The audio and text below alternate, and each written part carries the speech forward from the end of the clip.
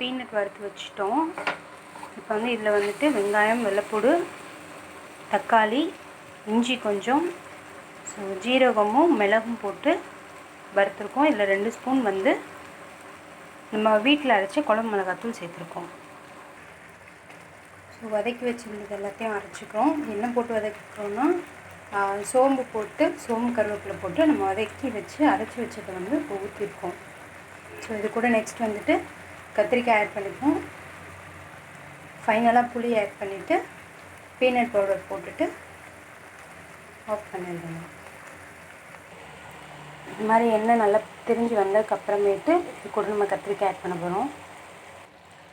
கத்திரிக்காயெலாம் சேர்த்துட்டு இந்த ஸ்டேஜ் வந்ததுக்கப்புறம் இது கூட வறுத்து அரைச்சி வச்சுருக்க பீனட் பவுடர் வந்து சேர்த்துக்கணும். ஸோ இந்தளவு நல்லா ஃப்ரை ஆகி எண்ணெய் தனியாக பிரிஞ்சதும் அடுப்பு ஆஃப் பண்ணிடலாம்.